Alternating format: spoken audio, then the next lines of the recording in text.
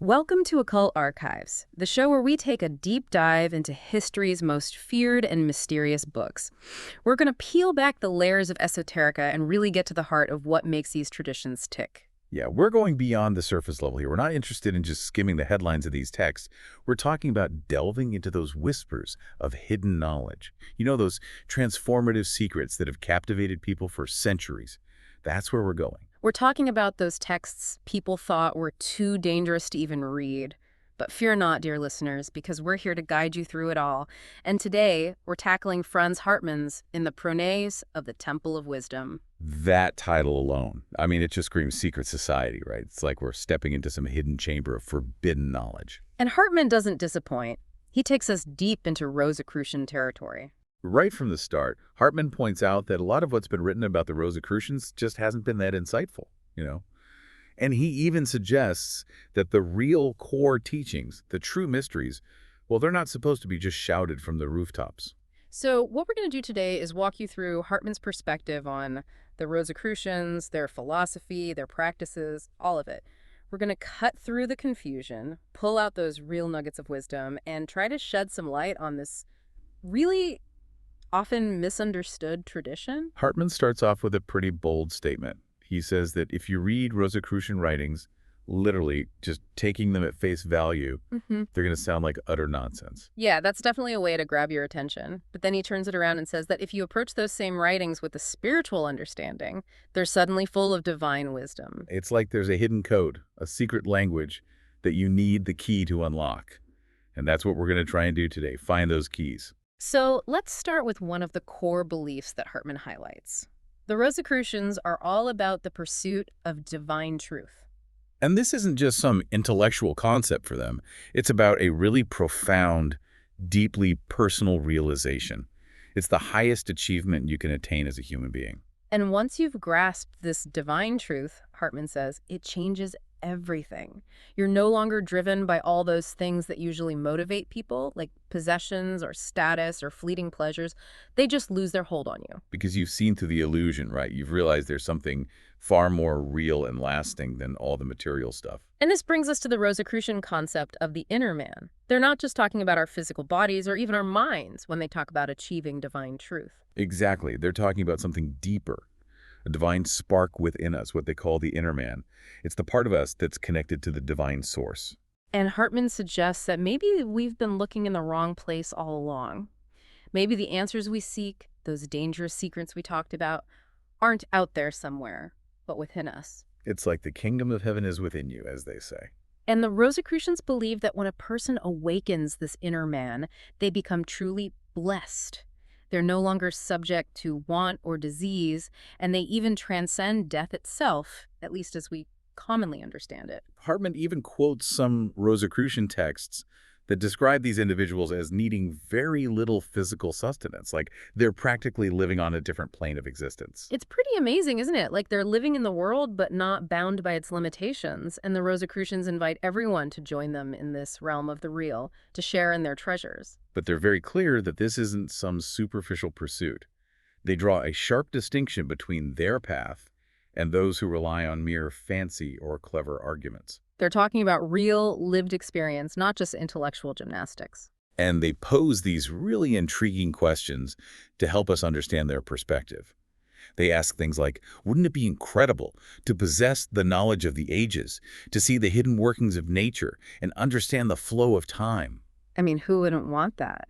Yeah. They go even deeper. They ask, wouldn't it be amazing to attract those higher, purer influences instead of being pulled down by all those base desires? It's a pretty compelling invitation, right? And it all comes down to this internal transformation, to cultivating that divine potential within ourselves. They urge us to enter within our own heart and listen to what they call the voice of the silence. It's about seeking that master within ourselves and letting it guide us toward perfection. That's such a powerful image, that master within. Now, Hartmann doesn't just leave these Rosicrucian ideas hanging in isolation.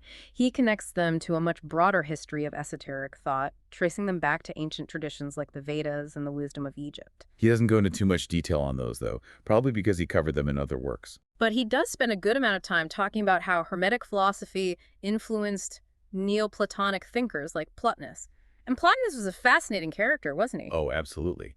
He was totally absorbed in what he called his divine genius, his higher self, and he basically ignored his physical body, even considering his birth date unimportant. It was like he lived entirely in his mind and spirit. Yeah, like he saw the physical world as just a pale shadow of a more perfect spiritual reality. And he was incredibly disciplined, living a very ascetic lifestyle, refusing to be drawn into the material world. There's even a story about how some sorcerers tried to use black magic against him, but it had no effect because his soul was so strong. Talk about inner strength, right? Totally. And from Plotinus, Hartmann moves on to the Neoplatonic understanding of mind and soul, which are really central to their whole philosophy. So how did they conceptualize those two fundamental aspects of reality? Well, they believe that at its core, mind is a unity. All beings and objects are made from the same essential substance. So in their essence, everything's identical, and the only difference is in their outward form. So we're all connected at a deeper level. Exactly. And they describe two main activities of mind. There's a centripetal activity, which acts inward and creates the inner world of our thoughts and ideas. And then there's a centrifugal activity, which is the soul, and it acts outward to create the physical world. So mind is like the source, and soul is its expression in the material realm. That's a good way to put it. And they saw mind as being unchanging, a constant source of light that observes within itself. Soul, on the other hand, is constantly changing and perceives things through the mind. Its perception is also less clear, more subject to distortion. But it's not just a simple duality, right? They also saw a hierarchy within the soul itself. Right. They imagined the soul's activities ranging from the divine at the highest level, down through reasoning and speculation, all the way to those basic vegetative functions like sensation and instinct. So we have this divine spark within us, but it's often obscured by those lower, more instinctual parts of ourselves. Exactly. And this ties into their understanding of nature. They believe that nature's ultimate aim is self-knowledge, that every form in nature has an underlying blueprint, a supersensual form that gives it shape. Nature is striving to understand itself, to become aware of its own essence. And this brings us to the world of intelligence, or the world of spirit. The Neoplatonists saw this as a realm beyond space and time, a realm of pure potential where everything that could possibly exist already does. It's like the realm of pure ideas, the source from which everything in the material world emanates. And they believe there's a supreme intelligence that encompasses all possible intellects and an oversoul that includes all individual souls. So even those instinctual drives we talked about, they have their origin in this world of intelligence. Yes, even those seemingly irrational behaviors have a source in reason. It's just that reason manifests differently in different beings. And they also believed in a universal soul that connects everything in the universe. Right. They saw the world of intelligence as this radiant outflow from a central source, and the material world as a more distant reflection of that realm. So the imperfections and constant changes we see in the material world are because it's further away from that source of perfection. Exactly. And because of this interconnectedness, they believe that individual souls lead what they called amphibious existences. Drawn to both the spiritual and material worlds. Right. And the choices we make in those attractions have big consequences for our spiritual evolution. They even believe that our physical bodies are shaped by the desires we hold. The more attached we are to those base material desires, the denser and more limited our physical forms become. And what happens after death in this model? Well, after death, those coarser elements associated with the body are purified, and the soul ascends toward its origin. But if it's still clinging to those lower desires, it'll eventually be drawn back into the material world for another round. It's like we're on a journey of purification, gradually letting go of those attachments that bind us to the material realm. And Hartmann points out that our very need to use reason and logic is actually a sign that we've lost our original ability to perceive truth directly.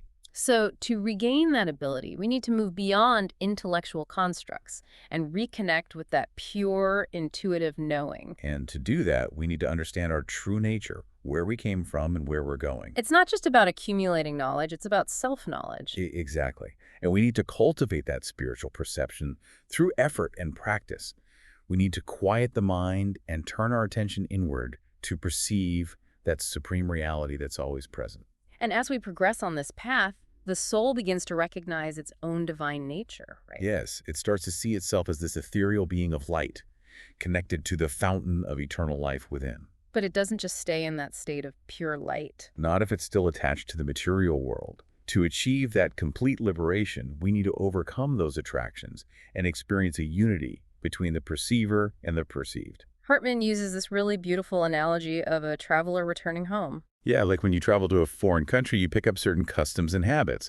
But when you return home, you naturally shed those and embrace your familiar way of life. It's like the soul is returning to its true home, letting go of those earthly habits that no longer serve it. And the main obstacles on this journey, according to Hartman, are sensual pain and sensual pleasure. They lead to a kind of spiritual forgetfulness, creating desires that trap us in the material realm. And he advises moderation in all things, especially when it comes to sensual indulgence. Like, don't eat just for pleasure, but for nourishment. Exactly. And Hartman also brings in other Neoplatonic thinkers like Porphyry, Jamblichus, and Proclus, who all add their own perspectives to this framework. They each offer their own insights into the nature of consciousness, the soul's journey, and the process of purification. And then Hartman shifts his focus to the medieval period, where these Hermetic ideas continue to influence spiritual and philosophical thought. And he really stresses this idea that the outer world mirrors our inner state. Yeah, like he talks about these cycles of spiritual closeness and distance, and he used the analogy of astronomy and astrology to illustrate how these cycles play out. And he introduces us to some of the major players in medieval Hermeticism, like Paracelsus, Baume, Agrippa, Valentinus, and Flood. But he focuses specifically on Cornelius Agrippa, who was quite a character. I mean, he was a philosopher, physician, lawyer, theologian, soldier, statesman, and alchemist, all rolled into one. Talk about a Renaissance man. And he even founded his own secret society in Paris. But his interest in the occult got him into trouble with the religious authorities, leading to accusations of black magic. Yeah, he was kind of like a real-life Dr. Faustus. And despite writing one of the most influential works on occult philosophy, Occulta Philosophia, he later became disillusioned with magic and turned to reason as the path to true knowledge. He basically condemned any practices that involved invoking demons, and he emphasized that true insight comes from God. So he went from advocating for magic to rejecting it in favor of reason. Yeah, it was a big shift. But even though he rejected magic, he still believed in the power of the mind and the interconnectedness of all things.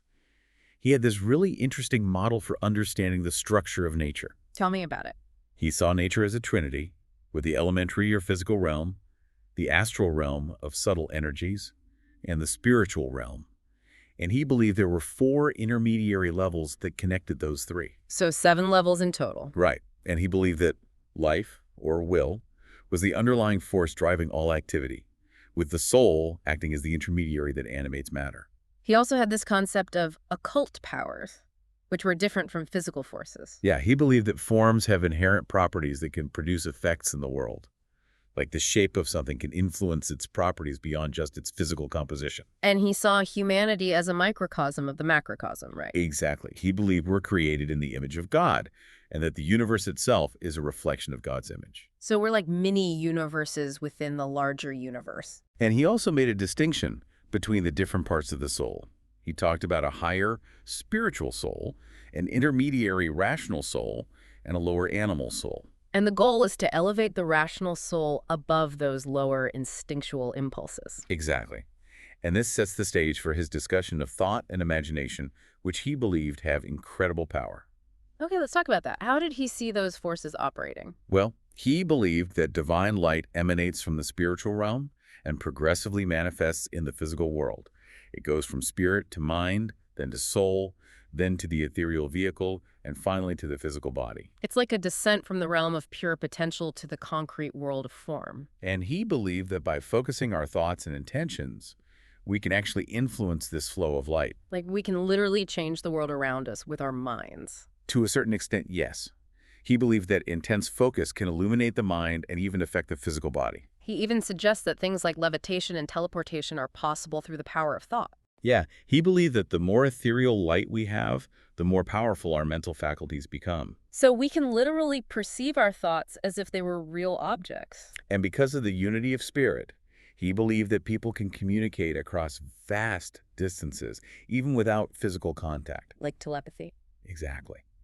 And he believed that those who have developed their spiritual powers, those adepts we talked about, can even manifest actions instantaneously with their thoughts. It sounds like the Force from Star Wars. It's a similar concept. Mm-hmm. And he also recognized that this power of thought isn't always used for good. There's the dark side of the Force, too. He called it fascination, this ability to influence others with your thoughts, even against their will. So mind control is a real thing. It's certainly possible, according to Hartmann.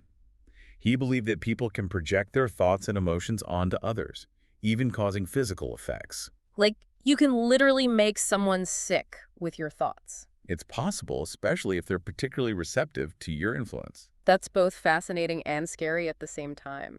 And he even offered an explanation for the evil eye, saying that it's a result of someone projecting negative energy onto another person. So it's not just a superstition. And he believed that the effects of fascination are mainly felt by the lower animal soul, not the higher spiritual soul. So the more we're identified with our animal nature, the more susceptible we are to these negative influences. Exactly. And he talks about this art of influencing the soul, both for good and for bad.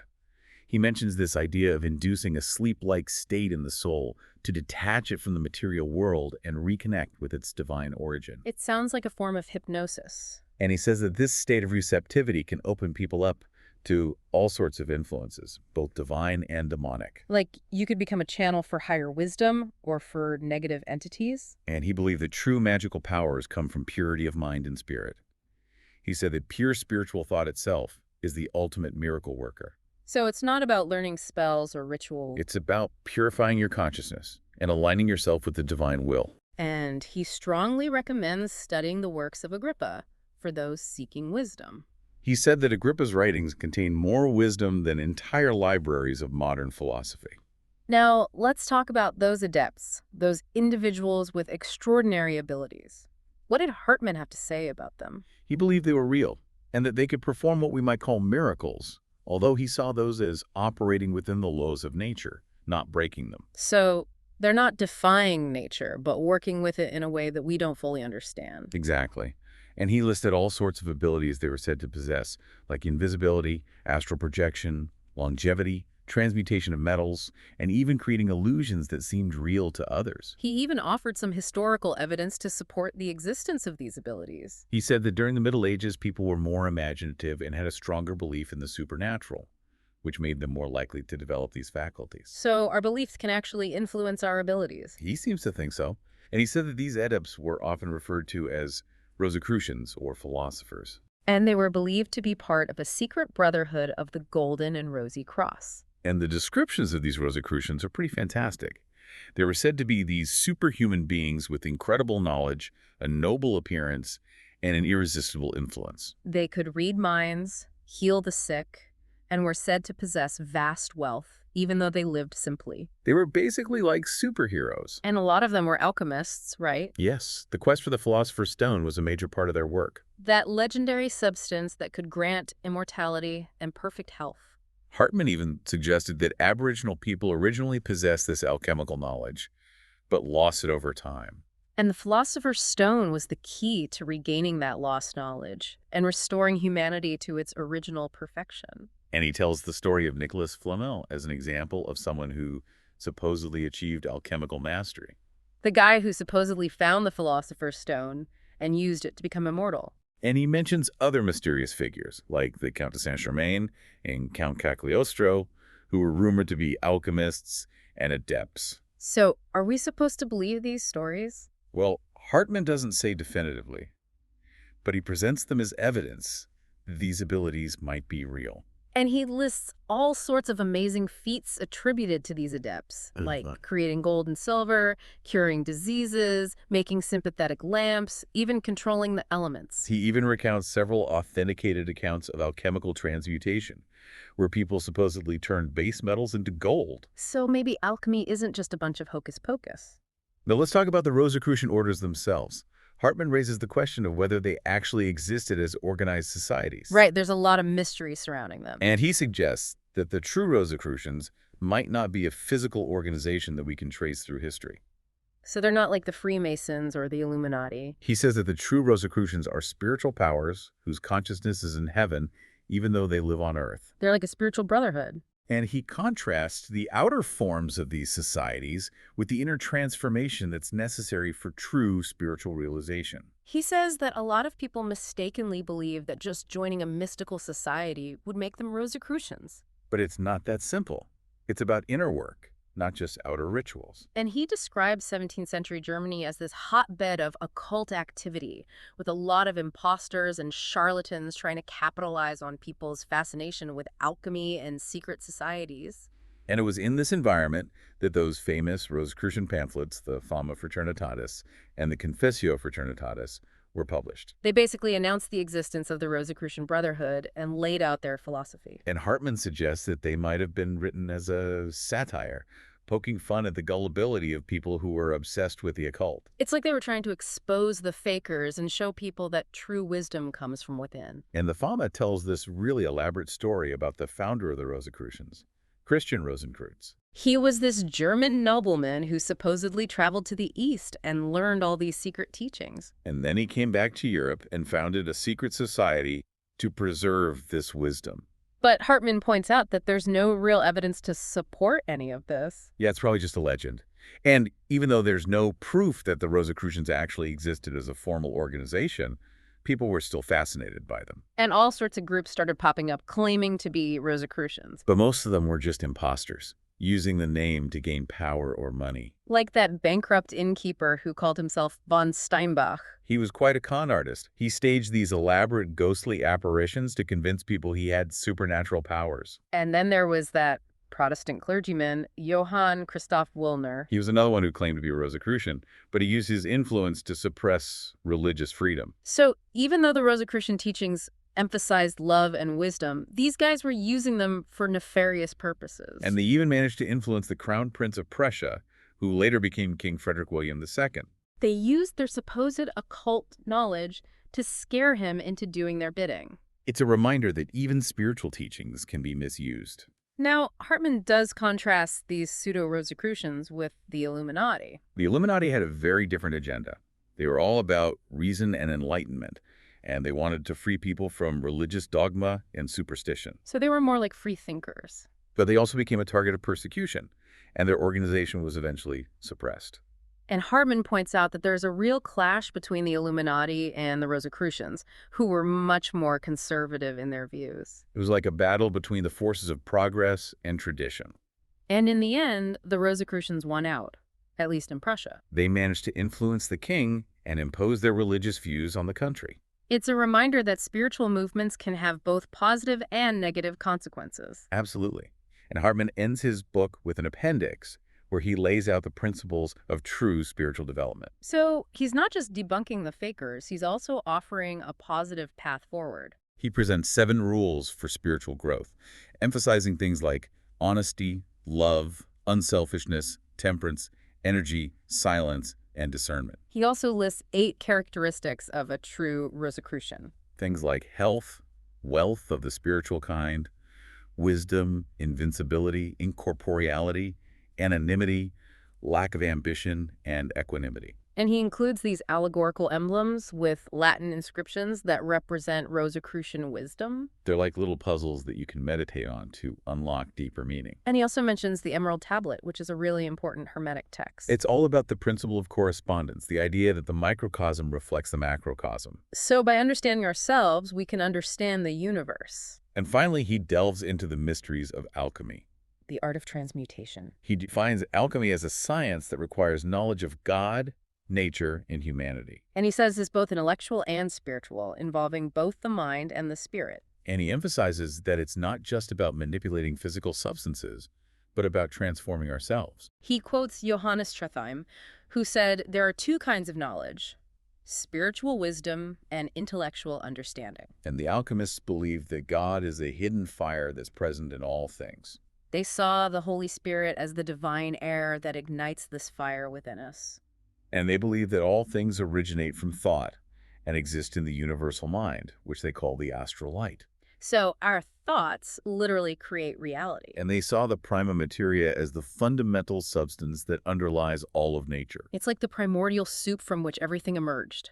And the spiritus universalis is the divine breath that animates this prima materia. It's the life force that flows through everything in the universe. And the alchemists believed that this spiritus universalis can be extracted and used to create the philosopher's stone. And they developed all sorts of elaborate processes for doing this, involving distillation, sublimation, and all sorts of other alchemical operations. But Hartmann emphasizes that true alchemy is about inner transformation, not just outer manipulations. It's about purifying our consciousness and aligning ourselves with the divine. And he lays out a series of rules and principles for practicing alchemy, emphasizing the importance of working with nature, gaining understanding before acting, and using simple methods. He also talks about the importance of finding the true prima materia, which he says is everywhere and nowhere.